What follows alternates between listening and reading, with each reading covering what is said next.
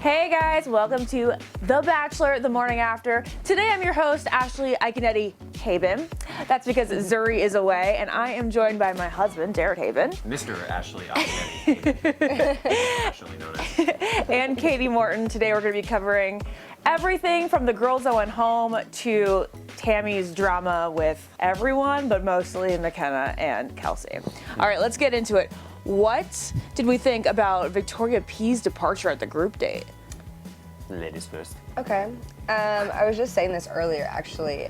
I feel as though I should have maybe been shocked because their connection was kind of strong in the beginning, and I feel like they were pretty solid, but I wasn't so shocked too because his connections with other girls, at least 4 other girls, I felt like skyrocketed in the matter of like, 1 hour for me. I mean, yeah. I think Victoria P is like the quintessential example of why, obviously The Bachelor works, like we're examples of it.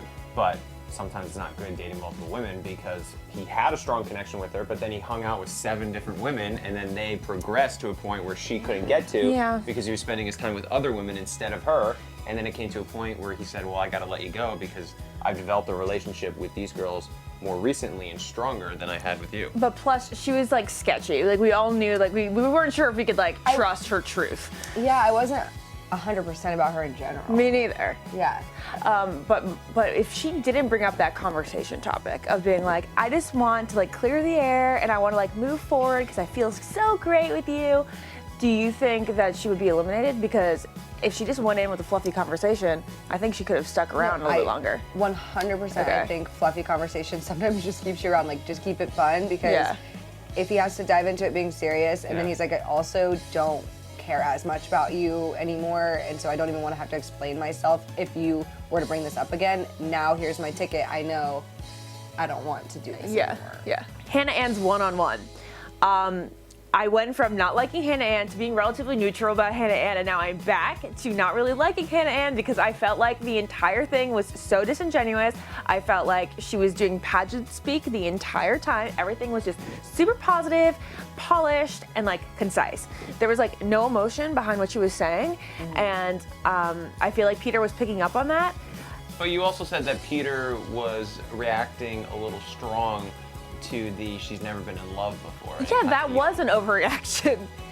Do you feel like that was an overreaction? Because I'm like, you can find your person, you can marry your first boyfriend, like you can marry your first love. It's like not a big deal. I don't think you need like a prerequisite in order to get into a serious relationship.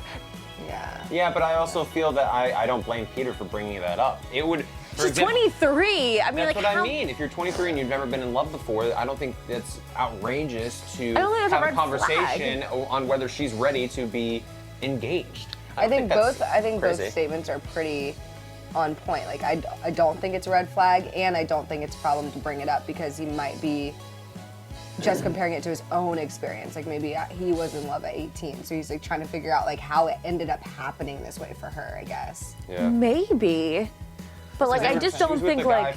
for 3.5 years, and she said that they never got into a place where they said, "I love each other." Okay, so 3.5 years is that a long time. That's the weird young. point. That's the weird point. Why would you stay with somebody for 3? I feel like it was probably a high school relationship. Had to have been, and also I'm trying to remind myself like where do these girls come from? And she's from a small town, and I'm from a very small town, and I feel like that's very comfortable for people because there's not.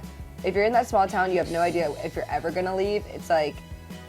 Once you find someone that you like, you kind of just stick with them. Yeah. As I've seen from people, even when I go back home, like they don't expand themselves out to the world. So they're like, we really click. We're gonna stick together forever because there's no other options in this town. Yeah, the world's small. The world is small here. It's just us two. That's it. But what about Peter's breakthrough with Hannah Ann, where he said, the second that he saw tears come from her eyes, he was just like, oh. We do have something. Peter, when a girl cries to you doesn't mean you have something. I agree with that. I am, because you know what? It's a trend for him, and I'm very pro crying. But I feel like Peter has this thing where like, if a girl shows any emotion towards him, they immediately have something. I just didn't like how he reacted to it because I like Peter. Me but too. The idea That's why I want Peter to do well. Of them having a moment where they're not on the same page, and then she has a line saying she's not sure she's ready for this, and then he's like, wow, that was a breakthrough right there. And then he said, I finally understand her on a different level. But I feel like also with Hannah Ann, maybe they have a connection that I am not seeing as much, but with, I guess a trend I've seen in a lot of Bachelors, I've only watched like 4 or 5, but a trend I've seen is like sometimes they look at a girl and Hannah's so beautiful, very confident, she seems to captivate the room. He's like, this is my girl on paper. Yeah. This is what I want to I want to be attracted to this and this fully. It is now time for our segment, Throwing Shade, where we recap this week's shadiest moments. You were upset over a bottle of champagne for 4 days.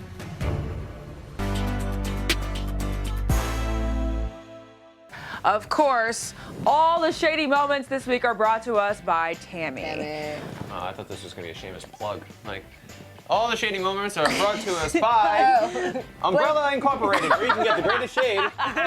Babe, that was like a joke.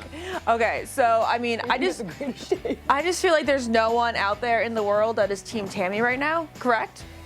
Jared gives her more benefit of the doubt than I'm okay with. I'm not Team Tammy. What? I'm not.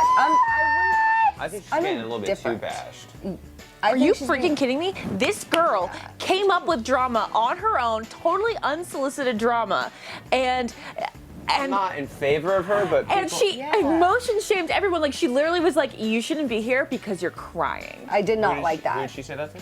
She said that to Kelsey. McKenna and Kelsey. I did not like that. She said you're immature because you're crying. Immature and crying. No, They don't coexist. Equate. I will Yes. say, Yes, I'm not Team Tammy, but to defend Tammy a little bit, when McKenna was in her interview saying that she was ready to pack her bags and go home, I was annoyed as well, because I hear this all the time from contestants. They're like, well, if he just doesn't like me, I'm ready to go home. I'm gonna pack my bags. And it's like, no, you're not. You're not gonna pack your bags. You're not gonna go home. You're gonna go on the group date, and there's gonna be like a moment, and then you're gonna feel incredibly better, and then everything's gonna be fine. And guess what happened?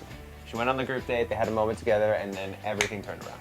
I do think Tammy has said some. I don't know. I don't agree with everything Tammy has said at all because I don't like the emotion shaming. She's so insensitive. Yeah, some people are just. I didn't think that when Kelsey cries, and I know she might cry a lot, but I don't think that makes her completely immature. No, This not whole at all. process is pretty overwhelming. I agree. I also didn't like when Tammy said my truth. I'm like, Oh, the hate amount that of my expression. truths that happened during this episode. It's like me McKenna saying that had blouse truths. is white. Like, you might think it's black, but my truth says it's white. Yeah, and that's all that that's your matters. truth. And These it's like, girls- so what does that mean, my truth? There is only One truth. There is one truth, and then there is your opinion. These girls are there's- saying my truth truth in and my place perspective. of my perspective. And it's not just Like these it. girls, it's in society. I can't like my truth. And it's like, oh, God. Yeah, I do think that Tammy's taken it a little bit overboard. However, I think that it's very similar situation to, I don't know, let's say when Demi and Courtney were talking about each other that one time. It was so pointless at the end of the day, but Tammy knows like her connection isn't, or I'm assuming she knows that her connection isn't all the way there. She's like, you know what? She's taking it upon herself to be that person. Yeah, well, actually, we talked to Peter yesterday about Tammy's drama with Kelsey. Let's check it out. One thing that I was not okay with at all was Tammy calling out Kelsey and the whole pill popping thing. I didn't like that. That did not sit well with me. Drinking yourself away to cry? I don't think that's a smart way of dealing with your emotions. You can continue to cry and wither your way in bottles of wine. Have fun. I'm done.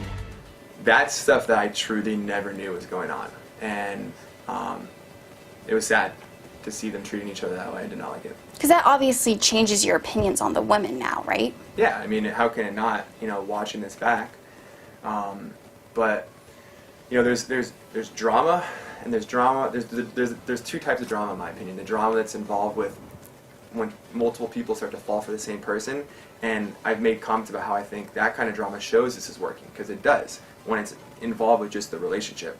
But the drama with women fighting against each other and attacking each other and being mean to each other, that kind of drama, no, does not prove that this is working. And I was never okay with that. And watching this back, it's like it's sad for me to watch. Tammy, I think, took it way too far, even beyond emotion shaming, when she accused Kelsey of drinking too much, having alcoholic tendencies, and pill popping. Yeah. Said that? I don't remember the pill She popping. said, that's right, that's right. yeah. Yeah, okay, first of all, none of your business what pills she's I taking. know. There's a lot Shut of up. people on pills these days. I You know. what I mean? was like, have you seen my pharmacy and my toiletry bag? It's none of her business what pills she's taking. Yeah, and I it's agree. to insinuate that she's got a problem Yeah. because she's pops a pill at noon.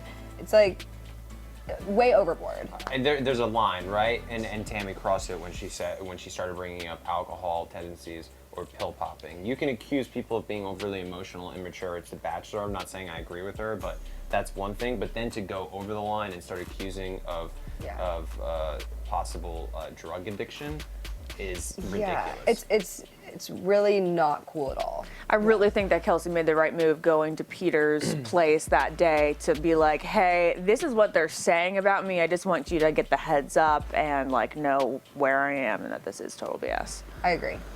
To get ahead of it, because last time Yeah, she to didn't get ahead of it. and then it ended up being emotional turmoil. It is now time for a fun round of Roses or Thorns, where we bring up an issue that happened during the episode and you say whether you like it or not by saying Rose or Thorn.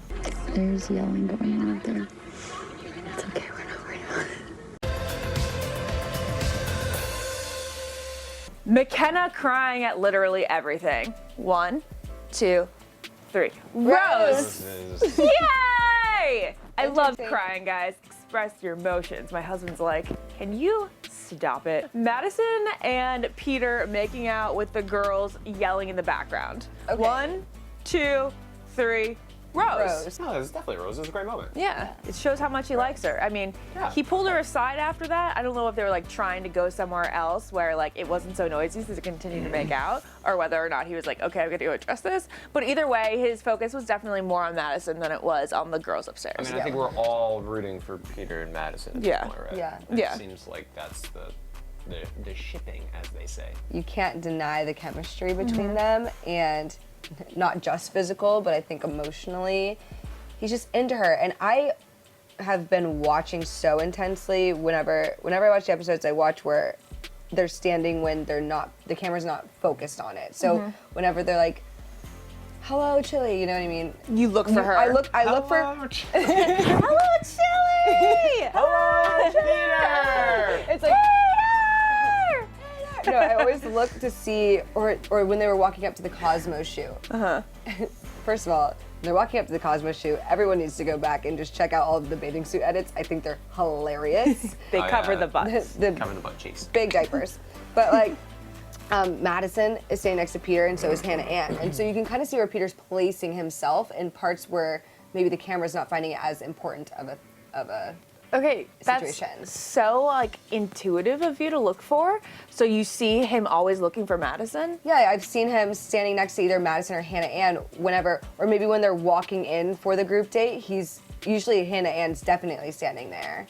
And I know that on my season, I remember once it kind of switched over and Colton was like all about Cassie, you could tell, I could tell the whole time when he would try and kind of get near her for certain things. So I just watch whenever it's not a focused conversation, who Peter's trying to stand by. Okay, so how about Kelly being the realist on her date and not having a sob story to share with Peter and her being like, I really didn't like the way you dealt with blah, blah, blah. Okay, well, I mean, do we even have to do a countdown? Rose.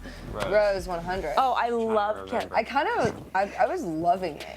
I was loving it. Kelly is the Peter best. was caught off guard too. He was like, wait, whoa, she's really kind of coming back at me with this one.